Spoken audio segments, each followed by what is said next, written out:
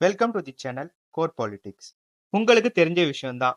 13 June 2025க்கு Israel ஈரானை attack பண்றாங்க. என்ன ரீசன் சொல்லி அட்டாக் பண்றாங்க அப்படின்னா, எங்களுக்கு பாதுகாப்பு அச்சுறுத்தல் இருக்குன்னு சொல்லி அட்டாக் பண்றாங்க. அந்த அட்டாக்குக்கு ஆபரேஷன் நேமா வைக்கிறாங்க ரைசிங் லயன். இந்த ஆபரேஷனுக்கு இஸ்ரேல் அவங்க நாட்டோட 200 ஃபைட்டர் ஜெட்ஸை கொண்டு போய் அட்டாக் பண்ணியிருக்காங்க.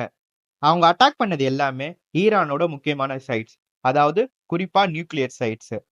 இஸ்ரேலோட இந்த ஆபரேஷன்னால ஈரானோட முக்கியமான மிலிட்டரி லீடர்ஸ், அதாவது ஜெனரல் ஒசைன் சலாமி, மொஹ்மத் பகாரி, இவங்க ஈரானோட முக்கியமான டாப் மிலிட்டரி ரேங்க் லீடர்ஸ்ங்க. இவங்க கொல்லப்பட்டிருக்காங்க. அது மட்டும் இல்லாம ஈரானோட முக்கியமான 6 நியூக்ளியர் சயின்டிஸ்டும் கொல்லப்பட்டிருக்காங்க இஸ்ரேலோட ரைசிங் லயன் ஆபரேஷனால. இஸ்ரேலோட இந்த செயலை நிறைய நாடுங்க ஆதரிச்சாங்க, நிறைய நாடுங்க அப்போஸ் பண்ணாங்க. சப்போர்ட் பண்ண நாடுங்க பாத்தீங்க அப்படின்னா அமெரிக்கா, வெஸ்டர்ன் கண்ட்ரிஸ். அப்போஸ் பண்ண நாடுங்க பாத்தீங்கன்னா டாப் 3 நாடுங்க ரஷ்யா, சைனா, நார்த் கொரியா. முக்கியமானது ரஷ்யாவோட ஸ்டேட்மெண்ட் தாங்க. ரஷ்யா அமெரிக்காவை வார்ன் பண்ணாங்க. ஏன் அப்படின்னா அமெரிக்காவோட மிலிட்டரி இன்வென்ஷன் இவங்க 2 பேரோட சண்டையில வரக்கூடாதுன்னு அவங்க விரும்பினாங்க. அப்படி வந்தது அப்படின்னா அவங்க கண்ணை மூடிட்டு ஈரானுக்கு சப்போர்ட் பண்ணுவேன்னு சொன்னாரு ரஷ்யாவோட பிரசிடென்ட் புட்டின். அது மட்டும் இல்லாம அமெரிக்காவோட இந்த செயல் தேர்ட் வேர்ல்டு வாருக்கு லீட் ஆகும்னு ரஷ்யா வேற அமெரிக்காவுக்கு வார்ன் பண்ணாரு. சைனாவோட பிரசிடென்ட் என்ன சொன்னாரு அப்படின்னா, அதாவது இந்த வாரானது ஈரான் இஸ்ரேல் கண்டிப்பா வேர்ல்டு வார் 3க்கு ஒரு மில்லிமீட்டர் கிட்ட கொண்டு போய் விடும் அப்படின்னு வார்ன் பண்ணாரு. அமெரிக்காவும் இஸ்ரேலும் ஒரு முடிவுல தாங்க இருக்காங்க. என்ன அப்படின்னா ஈரான் கிட்ட ஒரு நியூக்ளியர் வெப்பன்ஸ் கூட இருக்கக்கூடாதுன்னு சொல்லிட்டு, அதனால குறிப்பா எல்லா அவங்களோட நியூக்ளியர் டெஸ்டிங் சைட்ஸை குறிப்பா அமெரிக்காவும் இஸ்ரேலும் அட்டாக் பண்றாங்க. இப்ப சமீபத்துல அமெரிக்காவோட பிரசிடென்ட் டொனால்ட் ட்ரம்ப் ஒன்னு சொல்லியிருக்காரு. அதாவது அவங்க மிலிட்டரிக்கு ஆர்டர் போட்டிருக்காரு. என்ன ஆர்டர் போட்டிருக்காரு அப்படின்னா அவங்களோட மிலிட்டரிக்கு, அதாவது இஸ்ரேலால 80% ஆஃப் தி ஈரானோட நியூக்ளியர் சைட்ஸ் அடிக்க முடிஞ்சது.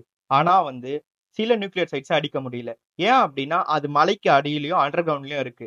அதனால அமெரிக்காவோட பிரசிடென்ட் என்ன பண்ணிருக்காரு அப்படின்னா அவங்களோட மிலிட்டரிக்கு ஆர்டர் பண்ணிருக்காரு. என்ன அப்படின்னா அதாவது இஸ்ரேலால அடிக்க முடியாத அண்டர் கிரவுண்ட் நியூக்ளியர் சைட்ஸ் எல்லாம் அட்டாக் பண்ணணும்னு சொல்லிட்டு. அதாவது அவர் சொன்ன மாதிரியே இன்னைக்கு அமெரிக்காவோட ஏர்போர்ஸோட B2 பாம்பர், த வேர்ல்ட் டெத்லியஸ்ட் ஸ்டெல்த் பாம்பர், இன்னைக்கு ஈரானோட நியூக்ளியர் சைட்டை 3 நியூக்ளியர் சைட்டை அட்டாக் பண்ணிருக்காங்க.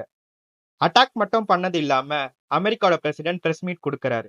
என்ன அப்படின்னா இந்த மாதிரி நாங்க ஈரானோட 3 நியூக்ளியர் சைட்ஸ் அட்டாக் பண்ணியாச்சு, வெற்றிகரமா நம்மளோட ஏர்போர்ஸ் அட்டாக் பண்ணிட்டாங்க. அது மட்டும் இல்லாம ட்விட்டர்ல ஒரு போஸ்டும் போடுறாரு, சக்சஸ்ஃபுல்லா அட்டாக் பண்ணிட்டோம்னு சொல்லிட்டு. அமெரிக்காவோட இந்த அட்டாக்னால உலகத்துல இருக்க முக்காவாசி நாடுங்க அமெரிக்கா மேல காண்ட்ல இருக்காங்க. குறிப்பா middle east countries, Russia and north Korea, சைனாங்க.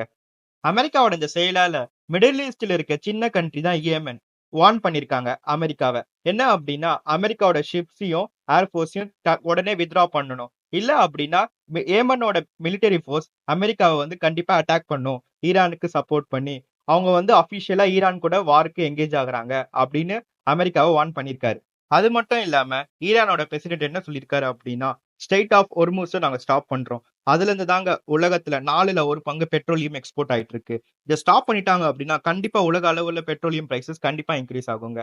இது இந்தியாவுக்கும். இப்படி மாத்தி மாத்தி இவங்க அடிச்சுக்கிறதுனால கண்டிப்பா இது வேர்ல்டு வார் 3க்கு ஒரு தொடக்க புள்ளி தாங்க. அது மட்டும் இல்லாம நார்த் கொரியாவோட பிரசிடென்ட் என்ன சொல்லியிருக்காரு அப்படின்னா, ஈரானுக்கு ஒரு சப்போர்ட் வேணும்னா நாங்க நியூக்ளியர் வெப்பன்ஸ் கூட ஈரானுக்கு கொடுப்போம் அப்படின்னு சொல்லியிருக்காருங்க. இப்படி மாத்தி மாத்தி அடிச்சுக்கிட்டாங்க அப்படின்னா கண்டிப்பா வேர்ல்டு வார் 3க்கு ஒரு லீடு தாங்க.